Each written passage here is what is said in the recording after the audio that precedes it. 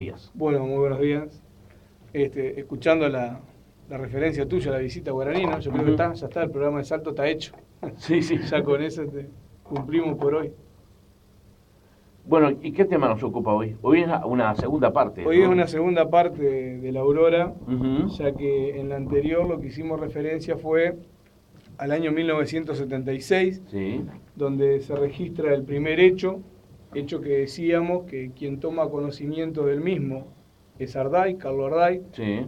en su programa que emitía en ese momento en Radio Arapey a la madrugada, donde como explicación de algunos sucesos que se habían registrado en la noche anterior, de algunas luces y de algunos apagones, la gente llamaba, daba su posición acerca de qué creía, qué era lo que había visto, hasta que una llamada puntual de la Aurora, de Tona, lo invita a dirigirse al lugar para, bueno, darle información de un hecho que se registró ahí y que según Tona entendía que todo lo otro que después se comentó mantenía relación con eso, con un avistamiento que se registró en la Aurora y que, bueno, que después repercutió también en el departamento de Salto por los fenómenos que generó.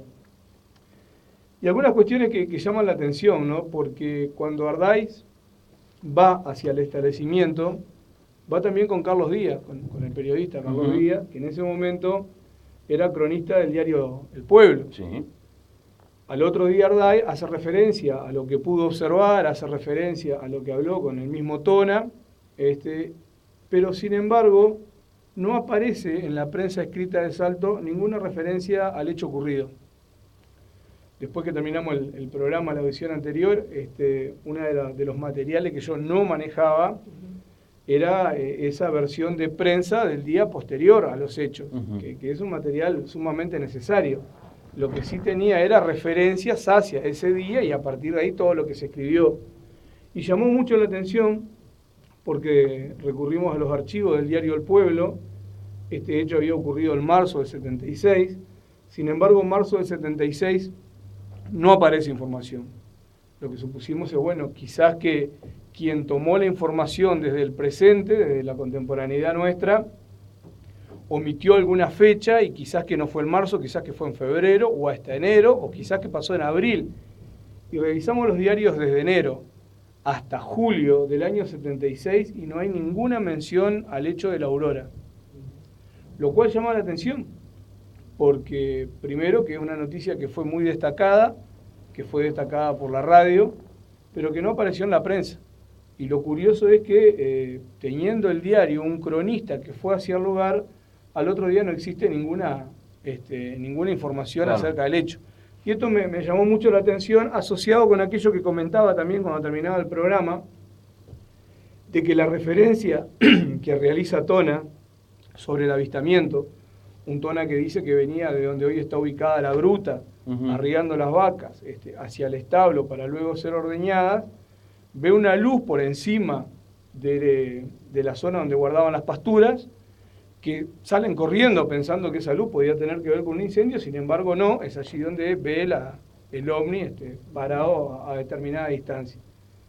En el 77, que es lo que vamos a hacer referencia hoy, al año 77, el 18 de febrero del 77, Tona cuenta la misma versión, que venía de la zona de donde está ubicado el Padre Pío, que estuvo ubicado después, que ve una llamarada grande y que se acerca pensando que se estaba incendiando el establo y que ve justamente un ovni allí suspendido.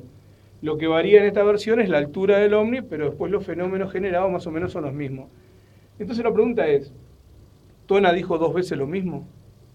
¿O quien trae a nuestra memoria el hecho repite una versión de Tona y cronológicamente la ubica en otra época? Porque si Tona contara lo mismo, entonces quizás que debería decir, al igual que el año pasado vi tal Claro, cosa, claro. pero sin embargo no lo dice. Entonces son de esas cosas que van quedando como huecos que necesariamente habrá que investigarlo. ¿Por qué repite la versión?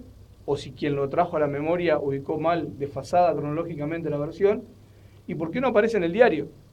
Porque toda la información que vamos a manejar hoy sobre los avistamientos tiene que ver con información que se encargó de relevar el propio Diario El Pueblo, un Diario El Pueblo que incluso hasta envió un grupo de periodistas al lugar a hacerse presente, a observar, y los periodistas narran sus visiones, las cosas que pudieron observar.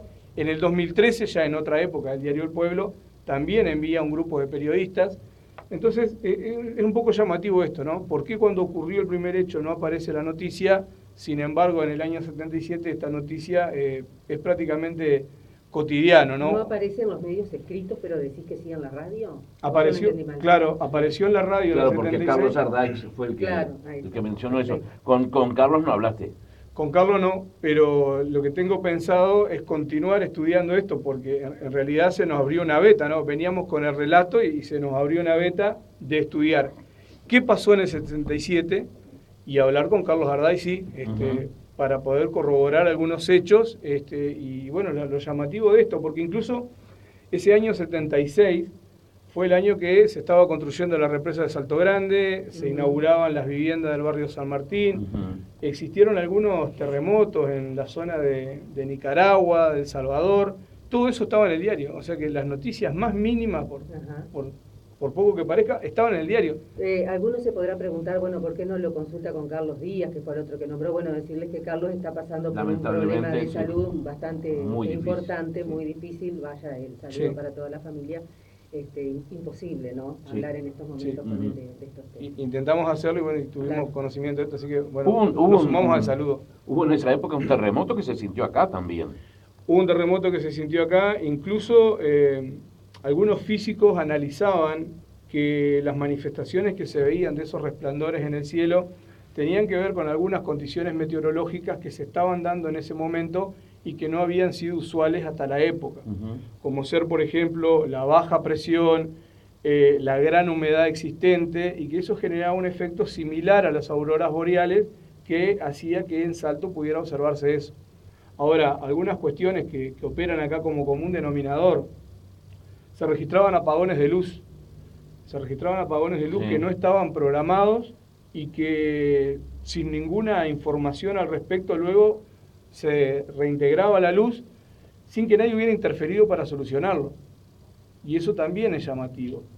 Y buscando información, encontramos que en Nueva York, en 1965, se generó un gran apagón que no solamente afectó a Nueva York, sino que afectó a parte de Canadá y a otros estados de Estados Unidos. Aproximadamente afectó entre Canadá y los estados de Estados Unidos a unas 300.000 personas en un área bastante amplia, y también tuvo las mismas características: resplandor, un apagón que ocurrió de la nada por 12 horas y luego se restableció la luz sin que nadie hubiera intervenido. Entonces uno trata de establecer relaciones, ¿no? ¿Estamos realmente ante la presencia de ovnis que con su manifestación generan estas condiciones climatológicas, condiciones de interferencia de la electricidad y de todos los servicios que ésta presta? ¿O ocurrió algo en Nueva York que no se pudo explicar y que luego la población salteña lo asocia, y lo asocia directamente con el fenómeno ovni? ¿Y por qué digo esto? Porque ahora, cuando empecemos a repasar los hechos que ocurrieron en el 77, había un momento que cuando ocurría alguna de estas cuestiones raras, que había apagón o que se veía alguna resplandecencia, lo primero que hacían era llamar a Tona a ver qué pasaba. Y se había vuelto cotidiano. Entonces la pregunta que me hacía es, ¿estaríamos en este momento ante una especie de psicosis colectiva, donde todo el mundo decía ver o haber participado o mínimamente haber escuchado algo, y esto se fue contagiando y todo el mundo daba manifestación de esto? Porque esa creo que puede ser también otra teoría que explique un poco lo que estaba pasando.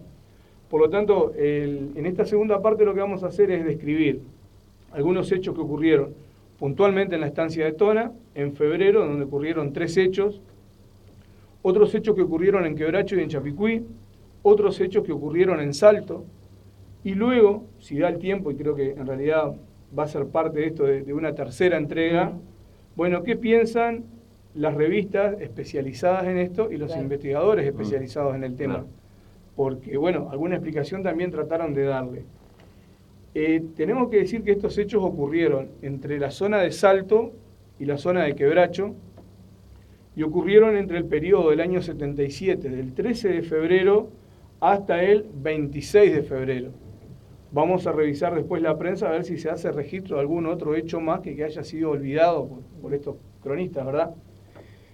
El hecho concreto es que en el 77, el 13 de febrero a las 5:30, en la estancia de Tona, unos obreros que se encontraban en ese momento llevando las vacas para el ordeñe, dicen ver un ovni que se dirige desde la zona del Padre Pío hacia la estancia.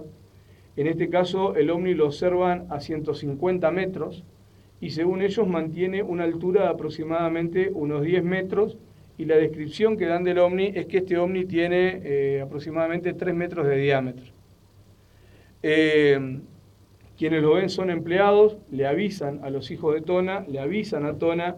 Ya cuando Tona llega, el ovni desaparece, duró la visión esta. ¿No es una luz o ellos describen más o menos? No, ellos describen que es un ovni. Ven el ovni. Ven el ovni. Incluso alguno dice jocosamente cuando hace la descripción que se parecía a una torta frita suspendida, ¿no? Dando referencia de qué sería el ovni.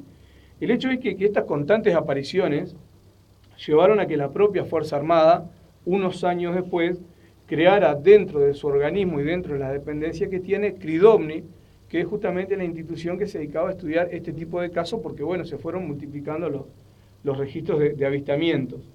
Bueno, desapareció lentamente y un común denominador también con el anterior hecho y con los que vendrán, es que el ovni estaba cerca de las torres de alta tensión y se dirigía hacia los ocalitales y allí desaparecía. Este ovni de 3 metros fue manifestado varias veces.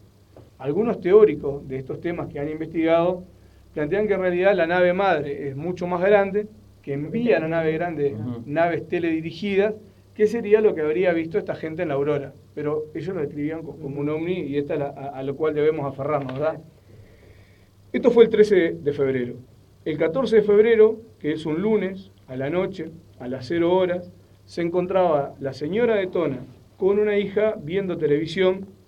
Ellos se abastecían con un grupo electrógeno y se corta la electricidad de golpe, se interrumpe la electricidad de golpe.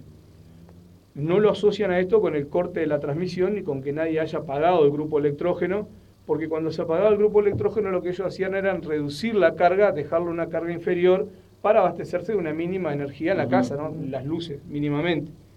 Pero en este caso se interrumpe abruptamente, sale para afuera a ver que, bueno, si había alguna explicación de este fenómeno, buscar alguna respuesta en alguno de los piones que estaba por allí, y luego observa luces, también en la misma zona, provenientes de donde está ubicado hoy la Gruta del Padre Pío. Lo decimos así para que la gente se ubique, ¿no?